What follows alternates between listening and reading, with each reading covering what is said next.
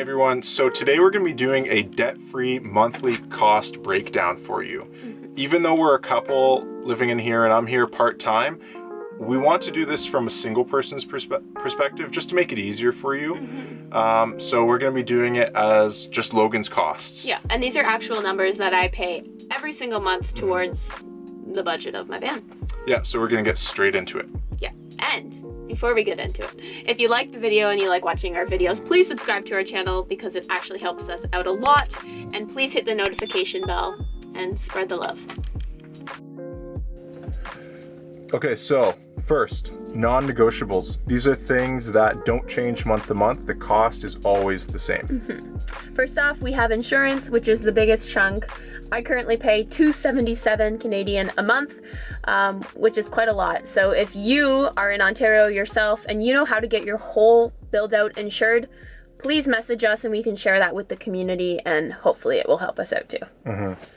Next up is maintenance. So maintenance we roughly know is always the same year to year. In this case, because it's a diesel vehicle, the oil is done a little bit longer, so 3 times a year. So that's purchasing oil, the filter, fuel filter, doing maintenance on the Espar D2 heater that Logan's got. That's just a gasket kit that we do ourselves as well. And also purchasing some additives for the diesel fuel for the winter to keep it healthy. Yeah. So that's a grand total of $44 a month. If you want to look at it as a whole, that's about $530 per year. Cool. Next is our phone/internet. So we have unlimited phone plans or data plans, I guess you'd call it. We just hotspot that to the laptop or computer, and that is $85 a month. Yeah, that's for one phone. Yeah, because it's a single person budget. Next up would be entertainment. We include this in non-negotiable because it's always the same cost. Logan's got Spotify, so that's about $10 a month. So we thought we'd include it in this as well. Yep. Next is CAA. So you definitely want this if you're living in your van. You never know when your van's going to break down, even if you take good care of it. I have the RV CAA because they'll pick it up if all your belongings are in the back, and that's $13 a month. Yeah, I would say it's really useful. Yeah. So, if you like what you're watching, please comment below, let us know, and tell us what your budget would be or is if you're living in a van or plan to. Love, little Bella. Are you ready? Yeah. So next up are negotiables. Keep in mind, we're doing this all for one person living in a van just to keep it easier for you guys. So negotiables would be stuff that changes month to month. For example, gas. So the budget that is for gas is about $150 per month. This is a diesel vehicle, and that's pretty damn good. Remember, it's gonna fluctuate more in the winter because there's a diesel heater in this vehicle, so it's running all night and keeping us warm in here. And in the summer, depending on how much we're driving cross country or going other places, we're gonna spend less or more. And as the person living in the vehicle, you have a lot of control over how much you spend on this part of the budget because you can decide to take it slowly and travel slowly, or you can book it across the country in 2 weeks and blow your whole budget on that. Up to you. Next up, we have food. I like buying good, mostly organic food, so this is kind of a high budget, and I'm sure some of you will be shaking your heads, but I spend about $250 a month on food.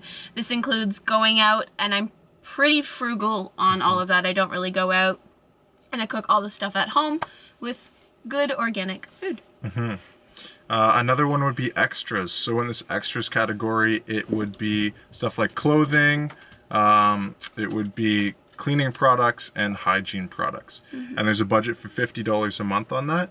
That is quite a bit because you're not going to spend that all the time. You're going to need it some months, and other months you won't need to spend a total of $50. Yeah, this is also like if I go to a national park, which doesn't really happen that often lately, anything entertainment, like if we want to go to the movies, $50 may seem like a lot or a little bit to some people, but I'm pretty frugal and I don't like going out much anyway. Yeah.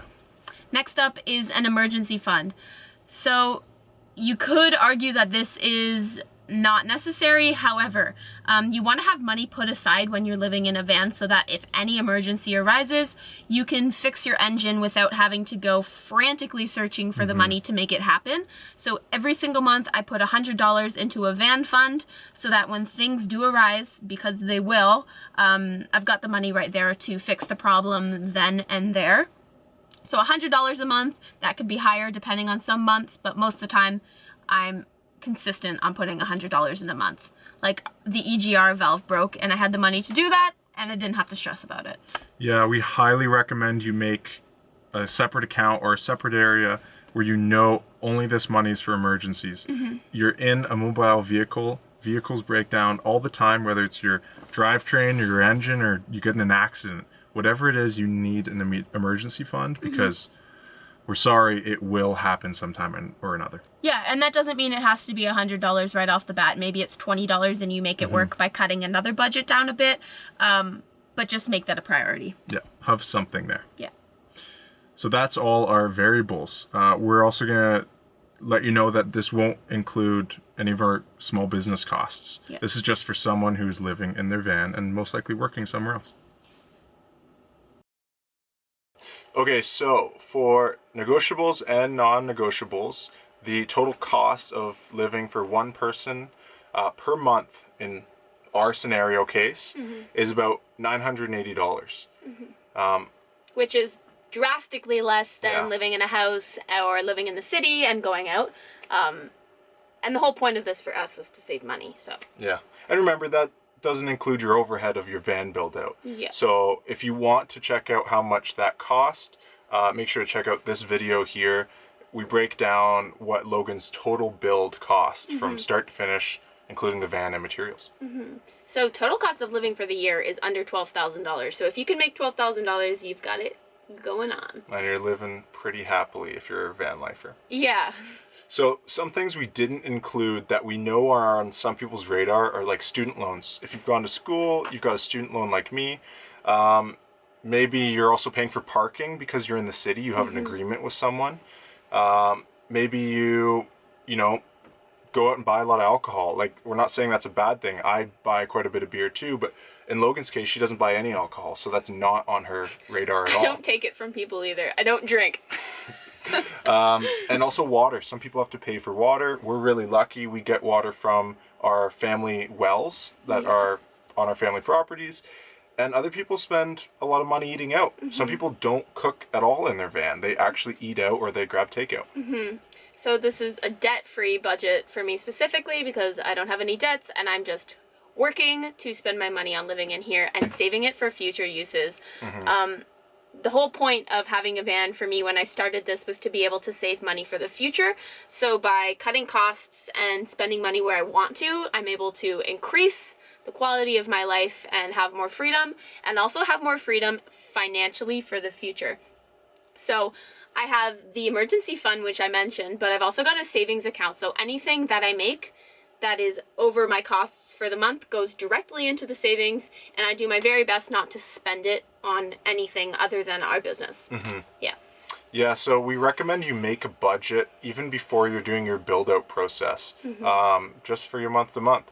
And just to go through it quickly for you, in case you want to write this down, just kind of a framework of what we've done, that includes insurance, phone, maintenance on your vehicle, entertainment, any towing services if you need, like insurance, CAA in our case, gas, food, extras, emergency, and like we said, if you've got student loans, parking, if you're buying alcohol, if you're eating out, or if you're buying water. Maybe what I'll do is I'll make a Google Docs and we can link it in the description below, and then you guys can access that and like screenshot it or do whatever you want to do to see how you could use your budget. And I love talking about budget and saving money. So if anyone wants to talk about that with us, just send a comment below and we'll answer and help you out with your budget maybe. Yeah, and if you need some real help with your build out process, or kind of you don't know where to go next with your build, contact us at contact@thisiswild.ca, and you can check out our website at thisiswild.ca. For consults? Yeah. Yeah. 20% off for people who want consults during this time because it's a crazy time in the world right now. Yeah, we know some people need some help, and people are getting some good ideas right now. Yeah. That's our budget. Once again, we love talking about budget, me specifically. So if you guys need anything, comment below. And we hope that you guys have a great week. Yeah, we'll see you later. Bye.